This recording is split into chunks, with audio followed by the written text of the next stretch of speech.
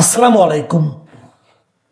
প্রিয় দর্শক, একটা খুবই কৌতুককর প্রশ্ন আপনাকে করতে চাই। খুবই কৌতুককর, মানে এটা শুনলে আপনি রেগে যেতে পারেন, আপনি হেসে ফেলতে পারেন। সেই প্রশ্নটা হলো, দেশে কি এই মুহূর্তে জ্বালানি সংকট আছে? আপনি বলবেন, ভাই তোমার কি চোখ নাই? তুমি কি দেখতে পাচ্ছ না আছে কিনা? হ্যাঁ, আমি দেখতে পাচ্ছি, আপনিও দেখতে পাচ্ছেন। আপনি যদি কখনো তেজগাঁওয়ে যে প্রধানমন্ত্রীর কার্যালয় আছে তার সামনে দিয়ে আসেন, তাহলে দেখবেন প্রধানমন্ত্রীর কার্যালয় থেকে 200 গজ দূরে একটা পেট্রোল পাম্প আছে ট্রাস্টের। এখান থেকে শুরু করে প্রায় 1.5 কিলোমিটার পর্যন্ত লম্বা একটা লাইন আছে। প্রধানমন্ত্রী যদি এই অফিসে যান, যতবার যাবেন ততবার এখানে সামনে এই লাইনটা দেখতে পারবেন। মোটরসাইকেলের লাইন, প্রাইভেট কারের লাইন আছে। এই লাইনগুলি কেন? জ্বালানি তেল নেওয়ার জন্যই তো লাইন। যদি এই লাইনগুলিকে আগে ছিল না, তাহলে জ্বালানি সংকট যে আছে এই প্রশ্ন করাটাই এক ধরনের মূর্খতা, এবং এই মূর্খতা আমি করেছি শুরুতে। কিন্তু প্রশ্নটা কেন করলাম এই কারণে, আপনি জ্বালানি মন্ত্রী অথবা জ্বালানি মন্ত্রণালয়ের সংশ্লিষ্ট যে কোনো ব্যক্তি অথবা সরকারের কোনো ব্যক্তিকে যদি জিজ্ঞাসা করেন, তারা বলবে দেশে জ্বালানির কোনো সংকট নেই। তাহলে জ্বালানি সংকট যদি না থাকে, তাহলে এই লাইনটা কি সরকারকে বিব্রত করার জন্য, অথবা এখান দিয়ে যে সমস্ত মানুষ যাতায়াত করে তাদেরকে মানসিক পীড়ন দেওয়ার জন্য? কেন? এটা কি কৌতুক? এই প্রশ্নের জবাব কে দেবে? প্রশ্ন করলে বলবেন কি আপনারা, এটা একটা মানসিকতা। মানে জ্বালানি সংকট হতে পারে এটা চিন্তা করে সবাই যার যার যানবাহনের, সেটা মোটরসাইকেলই হোক বা প্রাইভেট গাড়ি হোক, তার যে ফুয়েল ট্যাঙ্ক আছে সেই ট্যাঙ্কটা সবসময় পূর্ণ করে রাখতে চান। আমি কিন্তু এই কথাকে অস্বীকার করি না, ঘটনা সত্য। আপনি আজকে যে লোকটা বাইক চালায় আসে, ধরা যাক একটা বাইকে 10 লিটার তেল আটে। আমি নিজে একসময় বাইক চালাতাম অনেক আগে, তো আমি আমারটা দিয়ে বললাম, আমি যে বাইক চালাতাম ওটাতে 9 লিটার প্লাস কিছু তেল আটতো। তো আমি কি করতাম, আমি একবার তেল ভরতাম, ভরে প্রায় 10-12 দিন আমার ওই তেলে চলে যেত। আমি 10-12 দিন আর তেলের কথা চিন্তা করতাম না। যখন দেখতাম তেল ফুরিয়ে গিয়েছে, তখন ওটা রিজার্ভে দিয়ে তারপরে আমি তেল সংগ্রহের জন্য যেতাম। পুরোটা শেষ হলে আবার তেল কিনতাম, এইভাবেই কিনতাম। কিন্তু এখন আপনি যে কারো মোটরসাইকেল র্যান্ডমলি ধরে জিজ্ঞাসা করেন, ভাই দেখি আপনার ট্যাঙ্কিটা একটু খুলেন তো, খুললে দেখবেন ওটার বড় জোর 1 লিটারকে 1.5 লিটার তেল ফুরিয়েছে, বাকি তেল ভর্তি। কারণটা কি?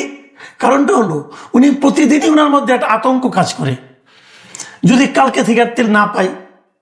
অতএব বাড়িতে ফিরে যাওয়ার সময় যতটুকু আজকে সারাদিনে খরচ করেছি ওইটুকু ভরে নেই।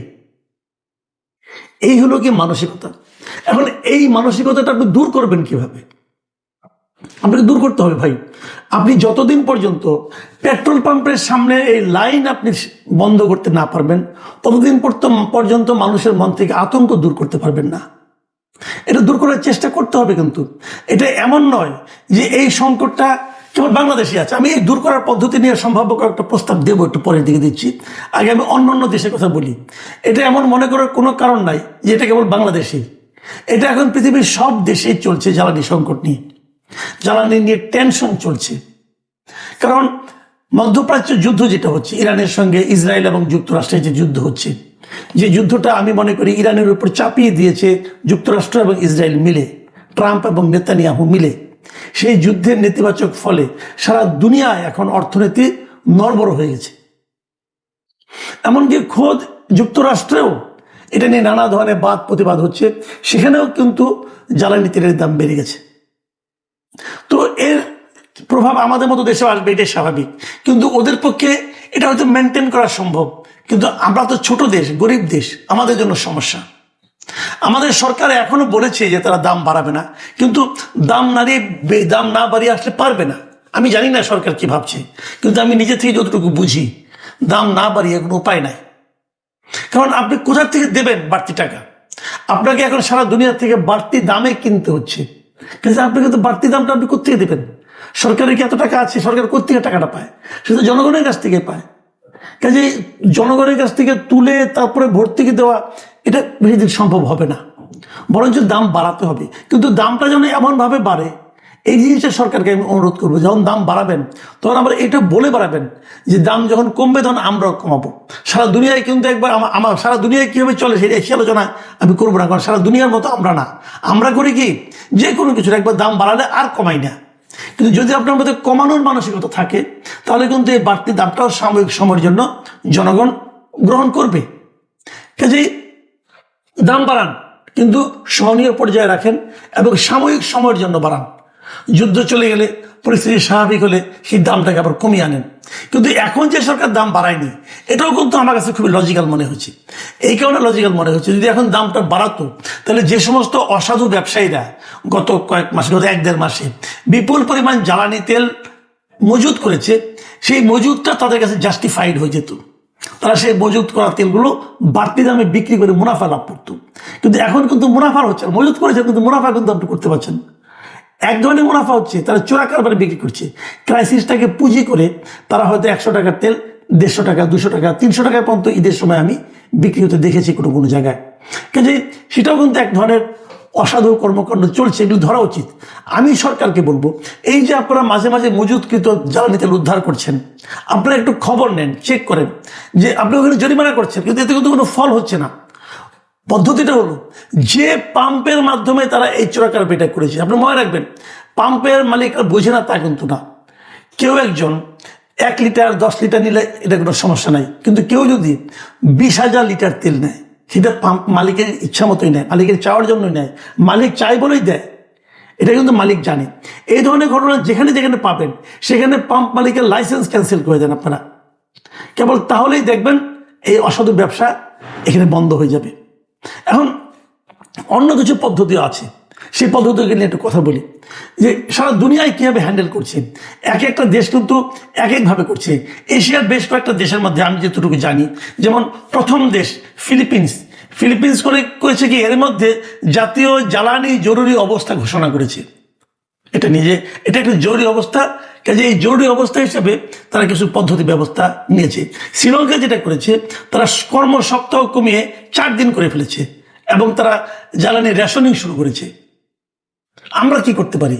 আমরা এখন জানি না আমরা কি করব, কিন্তু ইন্টারেস্টিং একটা ঘটনা দেখলাম এর মধ্যে। সেই ঘটনাটা আবার অন্য ইস্যু, তবু ঠিক আছে, ওটা শেষে বলি। হ্যাঁ, ওটা শেষে রাখলাম, তারা আগের অন্য প্রসঙ্গগুলি বলি। যেমন মিয়ানমারে কি করা হয়েছে, মিয়ানমারে যাদের নাকি প্রাইভেট কার, যাদের ব্যক্তিগত গাড়ি যেগুলো আছে, এগুলো আপনি ডেইলি চালাতে পারবেন না। আপনি একদিন যদি আজকে যদি চালান, আগামীকালকে আপনার রাস্তায় নামাতে পারবেন না। মানে গাড়িতে রেশনিং করা হচ্ছে, রাস্তায় বেশি গাড়ি থাকবে না। আমিও মনে করি আমাদেরও এরকম কিছু একটা করা যেতে পারে। যেমন ধরেন আমি যে প্রস্তাবকে যেটা দিয়ে যাচ্ছি, যেমন অড ইভেন নাম্বারের গাড়িগুলির ব্যাপারে আপনার একটা সিস্টেম ক্রিয়েট করতে পারেন। দুটো সিস্টেম, যে সমস্ত গাড়ির নাম্বার বেজোড়, মানে শেষের অক্ষরটাও লাস্ট নাম্বারটা ডিজিটটা বেজোড় সংখ্যা যেগুলো আছে, এগুলো অড নাম্বার। আর যেগুলি জোড় সংখ্যা 0 সহ, সেগুলি জোড়া সংখ্যা। তাহলে অড ইভেন পদ্ধতি করেন, যেমন আপনারা বলে দেবেন সপ্তাহের একদিন অড নাম্বার চলবে, একদিন ইভেন নাম্বার চলবে। তার মানে হচ্ছে এটাই যে ওই দিন প্রতিদিন আপনি ধরে নেন, যেমন ধরেন 1 তারিখে একটা অড নাম্বার, তো 1 তারিখে কেবল অড নাম্বারের গাড়িগুলি চলবে রাস্তায়, ইভেন নাম্বার চালাতে পারবেন না। 2 তারিখে জোর নাম্বার, অতএব ওই দিন কেবল জোড়া নাম্বার যেগুলো আছে, যে সমস্ত গাড়ির নাম্বার প্লেটে, কেবল সেগুলিই চলবে, আরগুলি চলতে পারবে না। ঠিক এই একই নিয়মে আপনি যখন তেল দিবেন, তেল দেওয়ার ক্ষেত্রে কিন্তু এই অড ইভেন সিস্টেম চালু করতে পারেন। 2 তারিখে কেবল জোড়া নাম্বারের গাড়িগুলি এসে তেল নিতে পারবে, অন্য কোনো গাড়ি তেল নিতে পারবে না। এটা করলেই কিন্তু আপনার সামনে লাইনটা অর্ধেক হয়ে যাবে। এটা করে ফেলুন। আপনাকে বোঝাতে হবে যে ক্রাইসিসটা যে নাই, আসলে আপনার কাছে তেল আছে। আমি কিন্তু বিশ্বাস করি, সরকার যখন বলে যে আমার কাছে এখনো পর্যাপ্ত 2-3 মাসের তেল আছে, আমি ওর কথা, সরকারের কথাটা বিশ্বাস করি, কিন্তু তার রিফ্লেকশন কিন্তু আমাদের চালকদের মধ্যে দেখা যাচ্ছে না। সেই রিফ্লেকশনটা ওখানে দেখাতে হবে, এবং দেখানোর জন্য আমি মনে করি এটা একটা পদ্ধতি হতে পারে। আপনারা এই পদ্ধতিটা চালু করেন। আরেকটা কথা বলবো, জ্বালানি বলতে আমরা কেবল তেলটাই বুঝছি, আমরা পেট্রোল বুঝছি, অকটেন বুঝছি, কিন্তু আরো বড় সংকট কিন্তু ডিজেল নিয়ে। এই ডিজেলে কিন্তু সারা দেশে সেচ কাজ চলে, সামনে কিন্তু আমাদের ফসলের মৌসুম আছে, এই সময় গরমকাল, এই সময় সেচটা খুব দরকার। সেটার ব্যবস্থা করে কিভাবে করবেন এটা নিয়ে একবার ভাবেন। আমাদের নৌকাগুলো চলে এই ট্রলারের মাধ্যমে চলে, সেখানেও ডিজেল লাগে। ডিজেলের এই ক্রাইসিস সরকারের জন্য এখনই মাথায় নিয়ে ব্যবস্থা নিতে হবে কিভাবে সমাধান করবেন। আরেকটা সমস্যা হলো, বড় সমস্যা, সেটা হলো যে বিদ্যুতের ব্যবস্থা কি। বিদ্যুতের লোডশেডিং কিন্তু চরম আকার ধারণ করেছে।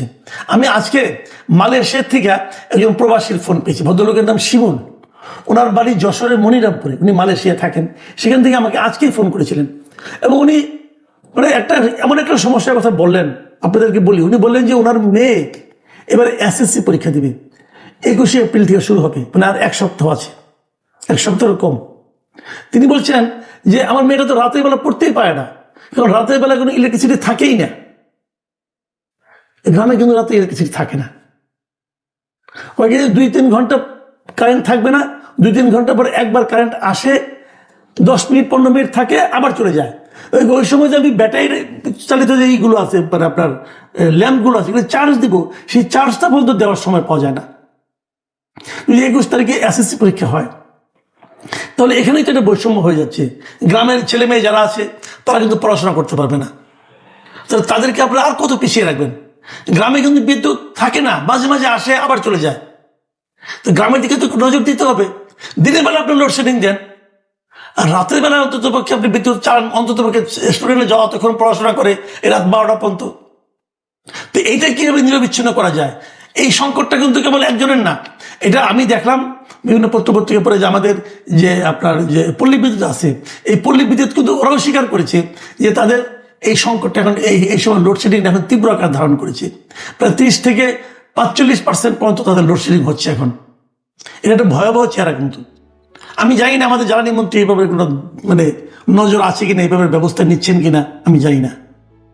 আমি বলতে পারবো না যে পরীক্ষা বন্ধ করে দেন, এটা তো বলা যাবে না, তাই না? কারণ সব পরীক্ষা তো দিতে হবে।